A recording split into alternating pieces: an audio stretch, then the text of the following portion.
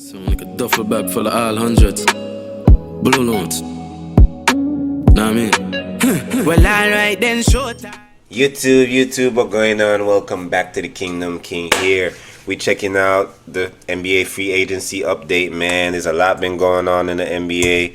Bro, we got Paul George going to Sixers, Clay to Mavs, like, bro. It's now July, which officially means that the NBA's free agency period is open for business, and with it came an onslaught of signings locked in. We got already. Bronny to the Lakers. Teams don't waste any time going for the guys that they want, and we've already seen some of the biggest names available in the free agency market get picked up on new deals. But while some teams got their guys early and can walk away satisfied with it, other teams may end up regretting rushing into some of their signings, which brings us to today's video.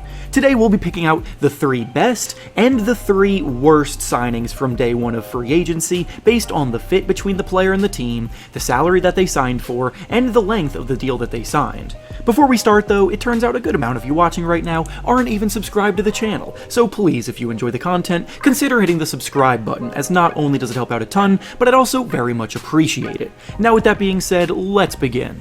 We'll start things off with the first of the best signings of the day being Paul. What y'all feel about this, man? I know we got some Philly fans in here probably like, yo, Philly about to be dangerous in the East, man. I'm a Laker fan, so I don't care, bro. Like, we gonna make it to the West regardless. We got LeBron, AD, shit. Hopefully we get DeMar DeRozan after Clay decided he don't want to be with us. It's all cool, Clay.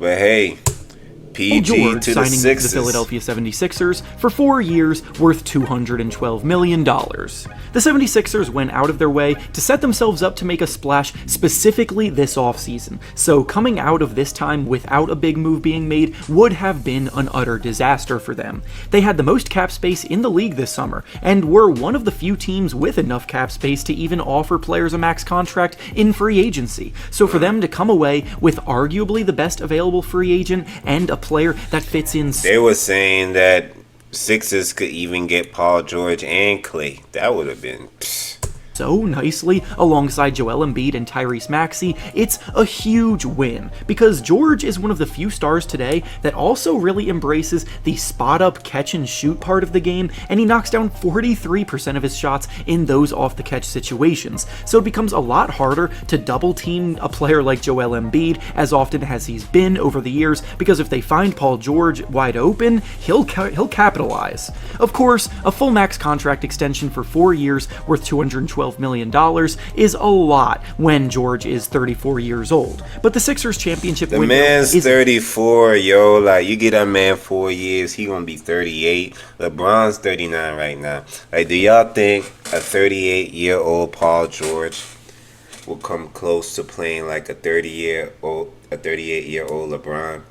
LeBron was starting when he was 38. He's still starting. You know what I'm saying? Is PG going to be coming off the bench at 38? Will he still be starting? very tight with Joel What y'all Embiid hitting think? his 30s too, so they need to be all in as soon as possible, and making an addition like this definitely helps get them in that direction. Check this out. I'm going to show you how I afforded this car. We don't care about how you did that, yo. Now over to the first of the worst signings of the opening day of free agency. We have Tobias Harris going to the Detroit Pistons. And they for let 2 Harris years go. worth $52 million. The Pistons are in a really difficult spot right now, and there aren't really any clear-cut solutions to get them to the next step in their rebuild, but I can assure you that Tobias Harris is not the guy that will be doing that for them. It's been 5 years since the Pistons have been in the playoffs, and they're still at a point where there isn't really much light at the end of the tunnel yet, with an incredibly young team that lacks the firepower of other young rebuilding squads around them. Bringing in Tobias Harris isn't bad in terms of providing a veteran presence in the locker room who has been in the league for 13 years and has played on 5 different teams, and in general has always gotten along. And I heard they just lost, the Pistons, they just lost James Wiseman too. I think that was a well center with his teammates, right? but in terms of providing impactful play on the basketball court, Harris's production has been just about as hollow as it gets over the years. He'll go out and give you about 17 points per game, and will drop 20 points every now and then, but he has some really bad habits in his game regarding shot selection and decision making that can hamper what's happening around him, and the Pistons are basically just solidifying their ceiling at mediocrity in the near future. Damn. Now back over to the next of the best signings of the day, we have Chris Paul signing with the San Antonio Spurs. Let me know what y'all think about this shit, man, because a lot of people is talking about Trae Young go to the San Antonio Spurs. You know, like, Wemby needed a small guard who could just pass him the ball. I really wanted Bronny to go to San Antonio Spurs so that they could build together, but we all know that Victor trying to, you know, get to the playoffs and get far, like, right now. I don't know if Chris Paul will be that for him, because Chris Paul is already on the last end, like, of his career. You know what I'm saying? He almost out of here, bro. Like, he's one of the oldest. But hey, this is how the dominoes fell. You know what I'm saying? Would have been nice if Bronny went over there so that everybody ain't talking about Bron brought him in the league. But hey, he here with the Lakers. Where my Lakers people at, man? Laker Nation, stand up. For We 1 already year know worth we Lakers $11 over million. here. All We're not day, going every to day. sit here and pretend that the Spurs are getting prime all-star Chris Paul or anything They not. close to it, and he definitely didn't have the greatest season But in the words of Stephen A., they getting the point God. in Golden State last year, but still, in spite of all of that, Chris Paul embodies a lot of what the Spurs were in desperate need of. He's a Hall of Famer who got to where he is because of how smart he is as a floor general that gets all of his teammates involved and sets them up for easy looks. Last year in Golden State, Paul's scoring ability was noticeably on the decline, but he was still dishing out a ton of assists, averaging 7 assists per game off the bench, and that's the part of his game that is still incredibly sharp. If there's one thing that the Spurs were in desperate need of, it was a pure point guard that can make Victor Wembanyama's life easier, and that is exactly what Chris Paul can still be at this point in his career. Wembanyama would go viral oftentimes last season for being wide open under the rim, and his teammates would not be able to find him with a pass, leaving countless scoring opportunities missed. And those are the kind of situations that are a lot less of a worry with Chris Paul handling the ball instead of Jeremy Sohan. Sounds like Chris Paul ain't got to do that much heavy lifting, so we gonna see how far it's gonna take them. I think Spurs finished 14th in the West last year, if I'm not For example. mistaken. Now over to the next of the worst signings of the day, we have Isaiah Hartenstein signing with the Oklahoma City Thunder The Knicks for 3 let years that worth boy $87 go. million. I don't even feel good about including this signing on the bad list for today's video because the fit is pretty seamless and I see why the Thunder targeted someone like Hartenstein, but the price they paid to sign him is way more than I think anybody expected Hartenstein to be signed for. This past season was the first year in Hartenstein's 6-year career that he even got to experience what it felt like to be a team's starting center, and it was only for half of the season due to injuries to Mitchell Robinson. Before that, he was a career backup with much less experience. This season, he did absolutely explode, providing to be a high-level interior defender that plays the passing lanes well, uses his body to contest a lot of shots at an elite rate, ranking amongst the league leaders in defended field goal percentage at the rim. He grabs a lot of rebounds, and he's a smart passer for a big man as well. He also only averaged 8 points and 8 rebounds per game, though, and hasn't been a starting center full-time yet in his career, and is now making $30 million annually. The Thunder have been so smart If about you're making $30 million a year and you're not a starter, bro, I wouldn't complain. Like, I'm just being honest. how they've spent their money to this point, and they also have so many draft assets to use in potential future moves, but that's why a signing like this was so surprising, because it feels like an overpay and hurts their future flexibility, which goes against everything the Thunder have done over the last few years. And finally, the last of the 3 best signings of the day is Klay Thompson signing with the Dallas Mavericks in a sign-and-trade deal for 3 years worth $50 million. I'm so hurt about this, dog. They said GOAT James called Clay. Like, bro, they said we was gonna give him 80, bro. Like, Clay, I know Bron called you, cuz. Like, why you ain't come slide with us, gang? Your dad worked with us, gang. Why you didn't come? What, like, you could have come over to the golden and purple side, man. That purple and gold, bro. Like, what we doing, man? Do I gotta go get my jersey? Do I gotta inspire you? I gotta go put my jersey on? Like, bro, what we doing, man? Don't worry about the heat, bro. Like, I'm in Florida right now. Like, bro,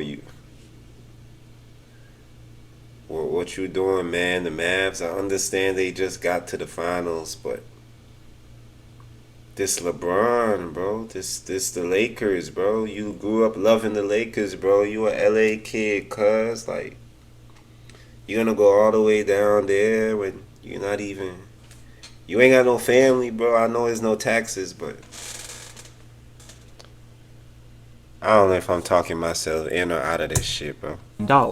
This was one of the more surprising signings of the day, since Klay Thompson has been a long-time staple of the most successful dynasty in NBA history and has spent his entire career to this Y'all let him go before Draymond? Probably nobody wanted Draymond.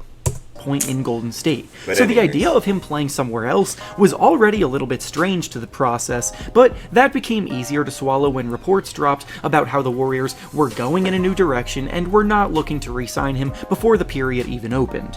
There were also teams The sun is shining bright, it's a beautiful Better yet, if y'all going in a different direction, you might as well get Curry out of there. Curry playing for chips, man. Curry, come over to the Lakers, man. that were reportedly showing a lot of interest in him when that became clear, but the We'll Mavericks take you. weren't necessarily a team that were popping up in those rumors. So for them to be the team to not only land Klay Thompson, but to sign him to a pretty team-friendly contract is a massive win on their part.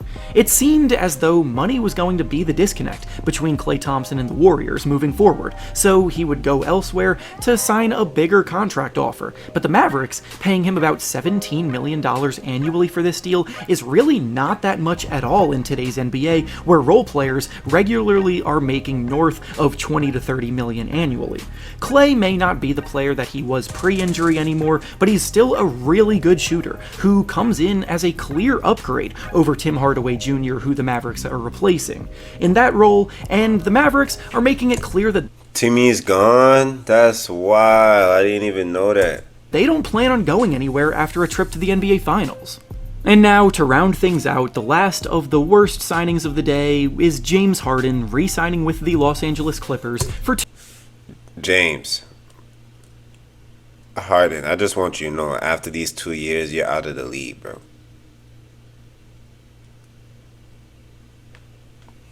Bro. Playoff Harden, bro, has nothing to show for himself, dog. going anywhere after a trip to the NBA Finals. And now, to round things out, the last of the worst signings of the day is James Harden re-signing with the Los Angeles Clippers Look at for this 2 man. He years not worth passing for $70 shit. million. The inclusion of this signing Poor on the Wemby, bad bro. list comes for much different reasoning than the other two, because it's more of a bad look for Harden himself than the Clippers as a team. Last summer, James Harden made a very loud and public outburst where he cut all ties to the Philadelphia 76ers and their front office, and That the boy biggest said, I would never work with Daryl Morey ever again. He is a liar. That shit was crazy, reasoning behind bro. it at the time was because he felt slighted by the fact that he was not offered a max contract extension by them. He And then he got still his ain't, wish you and was still traded. ain't get one, bro. You still ain't get no max contract, bro. What is 2 years, bro? You're not making 35 mil after that, cuz. I promise you, bro. I'll take you for the vet minimum. To the Clippers, yet now, even with Paul George leaving the Clippers in free agency, Harden was still not offered a max contract extension, as this 2-year deal that he just signed is well below what he was expecting to be offered a year ago. The unfortunate truth of the matter is that Harden, at his age, and with his game slowing down a ton, is just not worth a max contract anymore, but he burnt a bridge completely in Philadelphia, only to realize that no other team was willing to give him what he wanted either. And with that being said, that's all I have for you today. Make sure to like the That's video, wild. subscribe to the channel, and comment down below which signings stood out the most to you so far. Thanks for watching, and I'll see you all next time. Let me know what y'all think down in the comment section, man. We're gonna catch y'all next time at the Kingdom. Your boy King's out.